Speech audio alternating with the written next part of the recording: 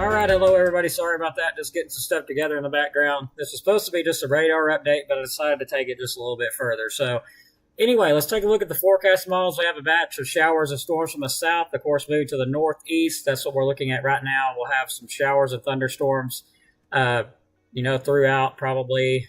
We'll look at the timeline a little bit on this. I didn't get to really catch it.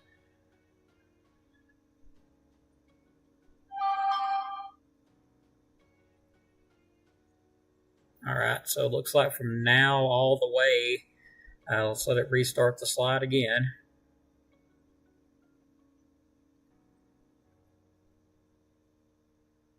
So all the way up until, looks like,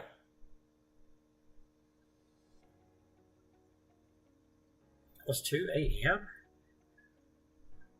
So yeah, anywhere from now to all the way to 2 a.m. tonight. So we could have some potential for some showers and storms now. Let's take a look across the area right now. Not really, seeing anything severe, but there is some heavy showers and thunderstorms to the south that is moving to the north. I may have to look back at that high-resolution rapid refresh model because something seemed a little bit off on it. I'll take a look at it here again in a minute. But got a big batch of showers and thunderstorms to our south. That's kind of moving off to the northeast there. That could move into our area, could get some lightning, thunder, maybe some small hail, possibility of a damaging wind gust or two. There is a marginal threat of severe thunderstorms in effect for tonight, of course. Don't really expect nothing too much, but some of those storms could be strong to severe.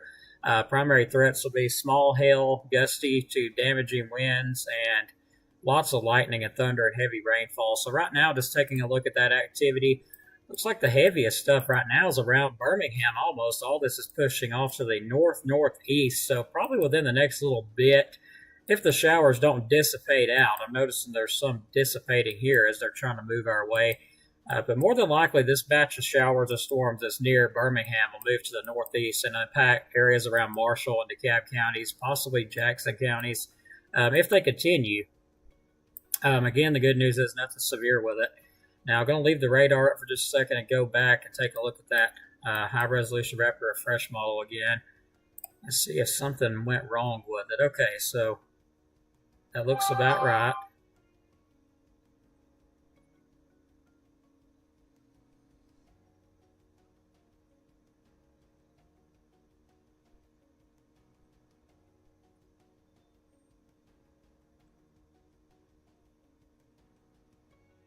Okay, let me back this. Let me take another look at this model right here. Something that's not right about it.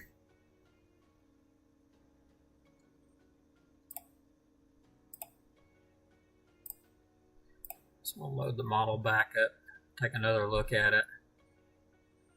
Okay, so that is where I went wrong with it, I believe.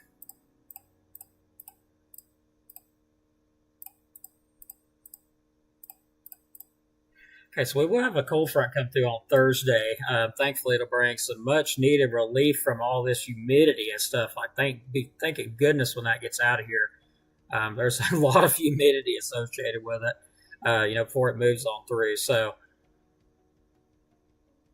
yeah, so it looks like 9 a.m. all the way up until potentially 2 a.m. We could have some showers and thunderstorms as this moves on through. I know for some reason the timing was off on that graphic. I don't know what's the deal with that, but from now all the way up until, after midnight, we can have some showers and thunderstorm activity moving through with the batch that we're currently looking at on radar. So, yeah, something went wrong with that. I'm not sure what went wrong with the timing on there, but on that graphic it was wrong. But this is what we got right now. I just wanted to do a quick update. This is not going to be very long, but I wanted to let everybody know that we do have still a low threat of stuff. Probably not going to see anything severe tonight. Hopefully not. Just some gusty winds, maybe some small hail. I have noted a few little cells here that do have some small hail showing up in them. One is just the southeast of Haleyville. There was just a little bit of a hail core with that. And this one here, just to the east of Addison, also had a small hail core on it as well. So I believe we'll probably get strong thunderstorms. Can't rule out a brief severe thunderstorm as well as this activity continues to move on through.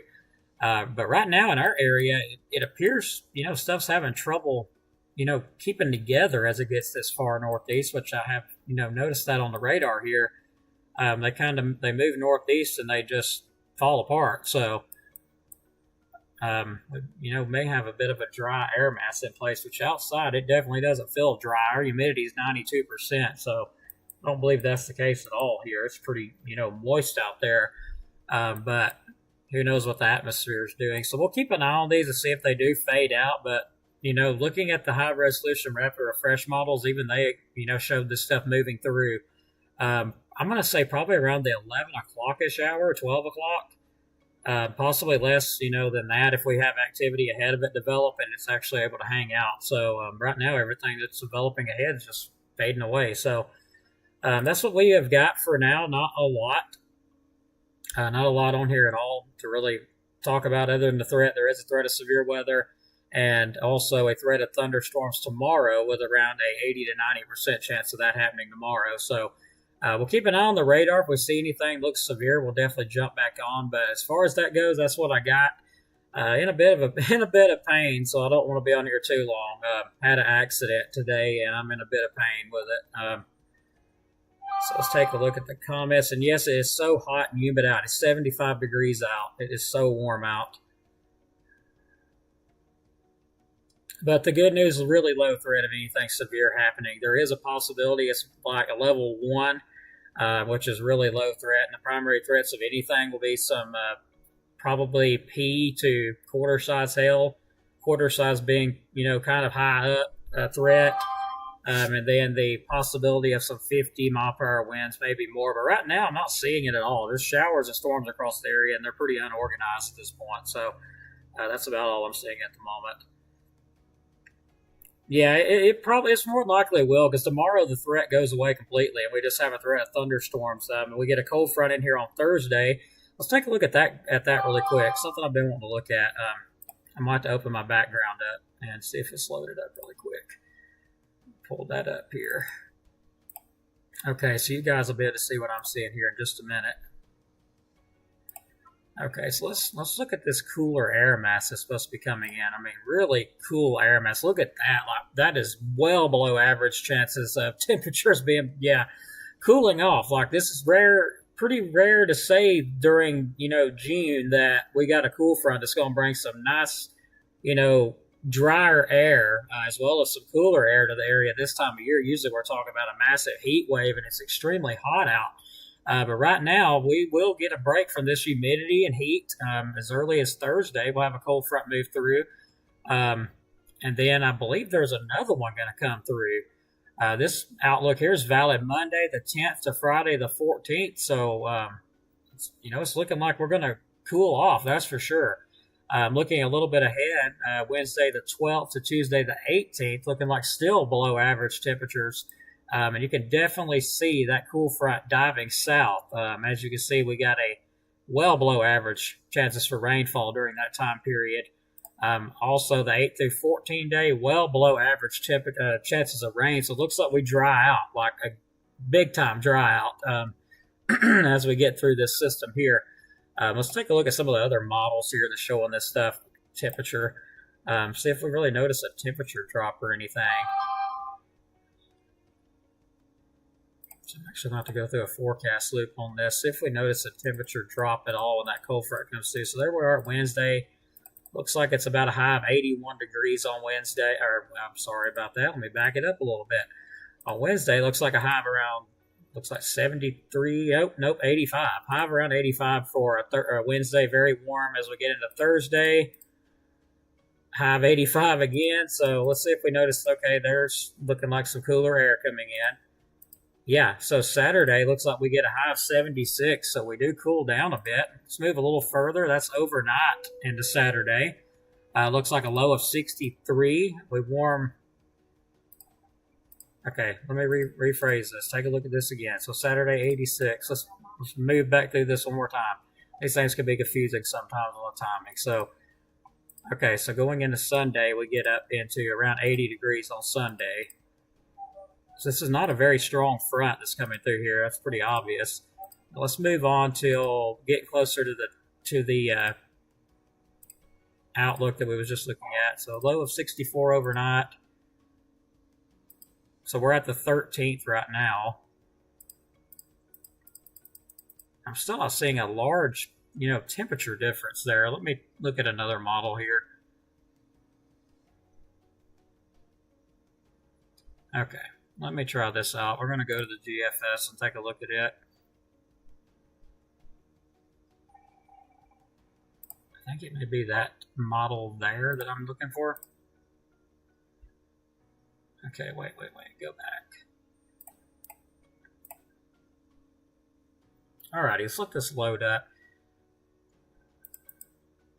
Okay, so this right here is at the floor. See if we can see that cooler air lifting in from the north.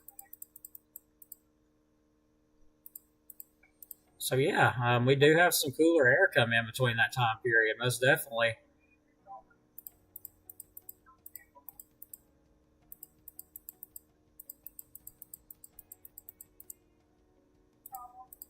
So yes, I do see why the outlook is for the far northern part of our area, because that's where the coolest temperatures will be at.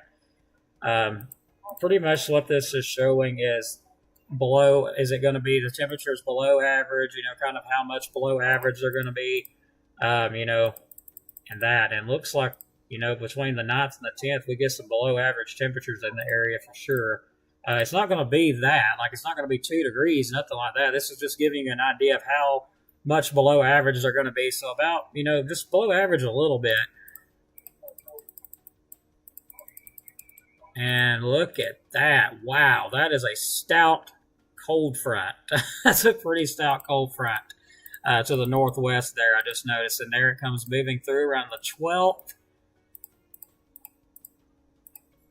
Wow, that's some pretty cool temperatures. I got to say, that's a pretty good little drop there in temperatures around that time frame. So we definitely got a nice little cool front on the way. And again, let me back it up and see when it looks like it's moving in. So it looks like this starts moving in around the 12th. Looks like we have a nice little system, cool front moving in. And we'll look a little bit further out on the temperature here, because the GFS will go out a little bit further than of course, other models will. So let's move on up and see if we notice. And I can pretty much spot that cooler air mass moving in.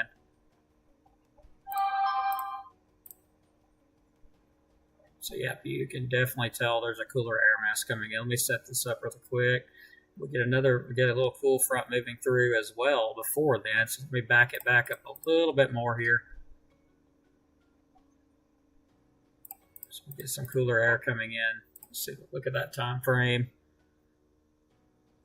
So yeah, between the 6th, or actually, I'm sorry, the 8th, which is just a few days from now, we get that system diving south, which is supposed to come through on Thursday. And looks like we possibly have another one coming through. So it gets a little bit cooler.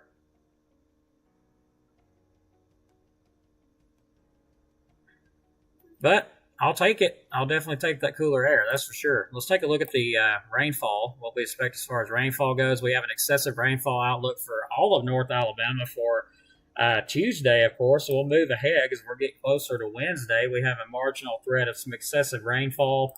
We'll go to day 3, of course, Thursday, not seeing anything as far as rainfall goes. How much rainfall we expect? Less than an inch, 0.9 here for northeast Alabama. With some areas up in Jackson County seeing 1.3, which is just barely over 1 inch of rainfall. So we will be back here keeping an eye on things tonight.